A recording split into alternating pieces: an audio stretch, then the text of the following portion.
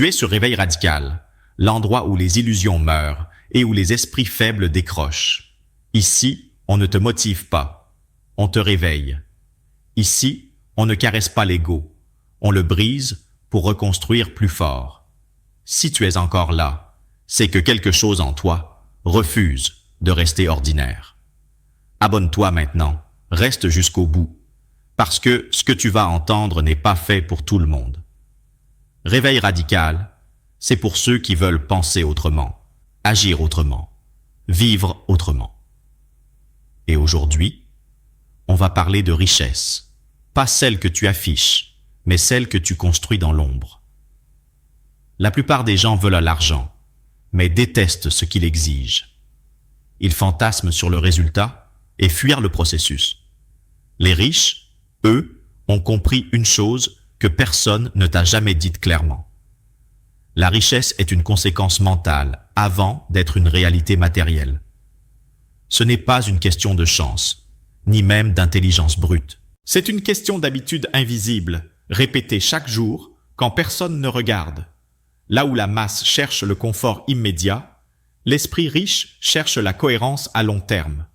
Là où la masse consomme pour se sentir vivante, l'esprit riche investit pour devenir libre. Un esprit riche ne se demande pas comment impressionner, mais comment contrôler. Il contrôle son temps, son énergie, ses émotions, ses décisions.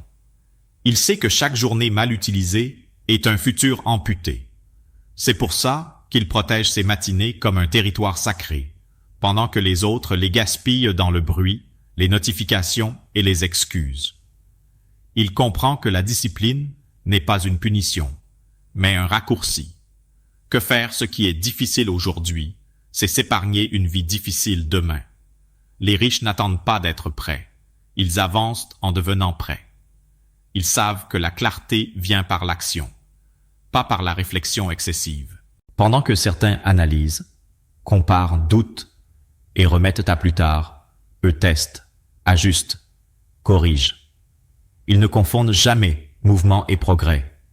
Ils coupent ce qui ne rapporte rien, même si ça fait plaisir, même si ça rassure, même si tout le monde le fait. Ils ont compris que dire non est souvent plus rentable que dire oui. Un esprit riche ne cherche pas à tout savoir, il cherche à savoir ce qui compte. Il filtre l'information comme un douanier paranoïaque. Tout ce qui n'augmente pas sa valeur, sa vision ou sa capacité d'action est éliminé. Pas par mépris, mais par lucidité. Il ne se nourrit pas de distraction, mais de compréhension. Il lit pour penser plus large. Il écoute pour voir plus loin. Il observe pour anticiper. Et surtout, il n'idéalise personne. Il apprend des meilleurs sans jamais les idolâtrer, parce qu'il sait que l'idolâtrie est une forme déguisée de soumission mentale. Les riches acceptent une vérité que la majorité refuse. Personne ne viendra les sauver. Pas l'État, pas la famille, pas les amis, pas le système. Cette responsabilité totale les rend inconfortables au début, puis incroyablement puissants. Parce qu'à partir de là, chaque échec devient une leçon, chaque perte devient une information, chaque retard devient un ajustement stratégique. Ils ne se définissent pas par ce qui leur arrive, mais par ce qu'ils décident d'en faire. Et c'est précisément là que quelque chose se crée. Quelque chose que peu de gens sont prêts à assumer. Parce que adopter ces habitudes, ce n'est pas juste changer ce que tu fais. C'est changer qui tu es, comment tu penses, ce que tu tolères et ce que tu refuses désormais. Mais es-tu vraiment prêt à abandonner l'ancienne version de toi pour accéder à la suivante? Parce que si tu hésites encore à abandonner l'ancienne version de toi, c'est que tu n'as pas encore mesuré le prix réel de la stagnation. Rester le même te coûte plus cher que changer, mais cette facture est invisible, alors tu la négliges. Les riches, eux, la voient très clairement. Ils savent que chaque habitude médiocre entretenue par confort devient une dette silencieuse qui se paie en stress, en dépendance et en frustration.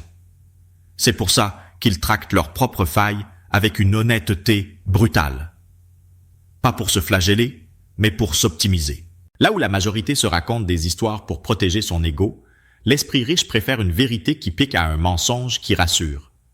Un esprit orienté richesse ne fuit pas l'inconfort, il l'utilise. Il a compris que l'inconfort est un signal de croissance, pas un danger. Quand quelque chose résiste, il ne recule pas automatiquement, il analyse. Est-ce une limite réelle ou une simple peur déguisée?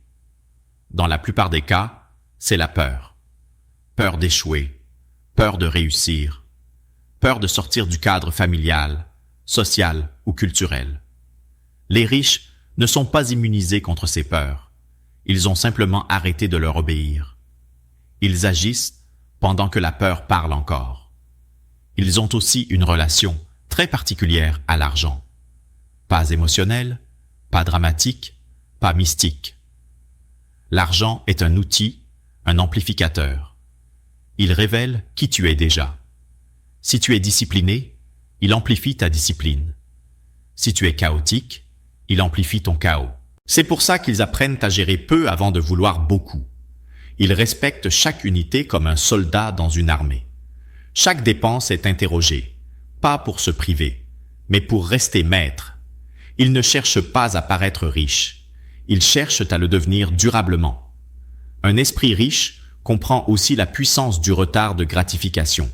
Il sait que refuser une récompense immédiate, c'est s'offrir une liberté future. Là où d'autres dépensent pour oublier une journée qu'ils détestent, lui construit pour créer une vie qu'il n'aura pas besoin de fuir. Il transforme la patience en stratégie. Il accepte de planter sans récolter tout de suite, parce qu'il a une vision assez large pour supporter le silence avant les résultats. Les riches sont obsédés par la valeur qu'ils apportent. Pas par les likes, pas par la reconnaissance, mais par l'utilité réelle. Ils se demandent constamment comment résoudre des problèmes plus grands, plus complexes, plus urgents. Plus tu résous de problèmes importants, plus ta valeur augmente mécaniquement. Ils ne courent pas après l'argent, ils courent après la maîtrise. Et l'argent finit toujours par suivre la maîtrise.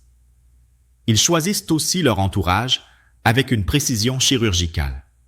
Pas par arrogance, mais par survie mentale. Ils savent que chaque conversation influence leur standard interne. Fréquenter des gens qui se plaignent constamment, c'est normaliser l'impuissance. Fréquenter des gens orientés solutions, c'est élever automatiquement ses propres exigences. Ils coupent sans drame, sans annonce, sans justification excessive. Ils comprennent que protéger leur esprit est une priorité stratégique. Et plus ces habitudes s'installent, plus une fracture se crée avec l'ancienne vie. Certaines personnes ne comprennent plus tes choix. Certaines habitudes te paraissent soudain absurdes. Certains plaisirs perdent leur goût. C'est le signe que la transformation est en cours. Mais cette fracture va encore s'élargir, parce que ce qui t'attend ensuite demande un niveau de rigueur et de responsabilité que peu de gens sont prêts à accepter. C'est exactement là que tout se joue, parce qu'à ce niveau, tu ne peux plus tricher avec toi-même. Tu ne peux plus faire semblant. Les riches ont compris que la dernière barrière n'est ni l'argent, ni le marché, ni les autres, mais l'identité. Tant que tu te vois comme quelqu'un qui essaie, tu restes fragile. Tant que tu te définis par ton passé, ton origine ou tes excuses, tu plafonnes. L'esprit riche tranche net. Il décide qui il devient, puis aligne chaque action sur cette décision.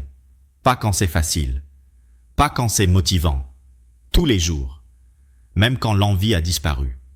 Surtout quand l'envie a disparu. Ils fonctionnent avec des standards non négociables. Pas des objectifs flous, pas des rêves inspirants, mais des règles internes strictes. Ce que je tolère, ce que je refuse, ce que je fais quoi qu'il arrive. Ce cadre invisible les libère là où les autres se sentent prisonniers. Parce que moins tu négocies avec toi-même, moins tu gaspilles d'énergie mentale. La discipline devient automatique. L'action devient naturelle. Le doute se tait. Un esprit riche pense en système, pas en coup de chance. Il construit des mécanismes qui produisent des résultats, même les jours où il est fatigué. Il cherche la répétabilité, pas l'exploit ponctuel. Il sait qu'une petite décision bien placée, répétée sur des années, écrase n'importe quel effort héroïque, mais instable. C'est pour ça qu'il investit dans des compétences durables, dans des structures solides, dans des habitudes qui s'accumulent. Il ne veut pas gagner une fois. Il veut gagner longtemps. Les riches acceptent aussi la solitude stratégique. À un certain niveau, tu ne peux plus être compris par tout le monde, et ce n'est pas un problème. Ils n'expliquent pas leur vision à ceux qui n'ont pas payé le prix de la discipline. Ils avancent sans demander la permission.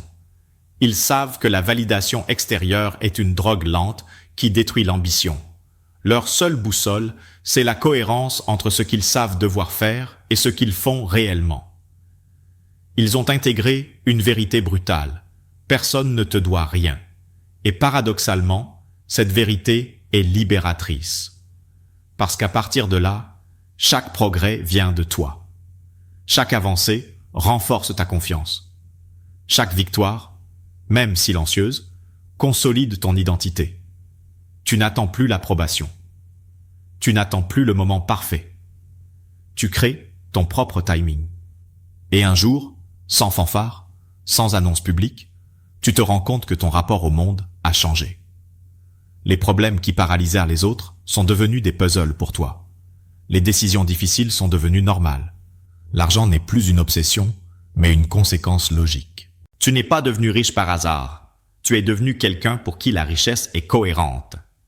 Si ce que tu viens d'entendre t'a dérangé, bousculé, réveillé, alors tu es exactement à ta place ici.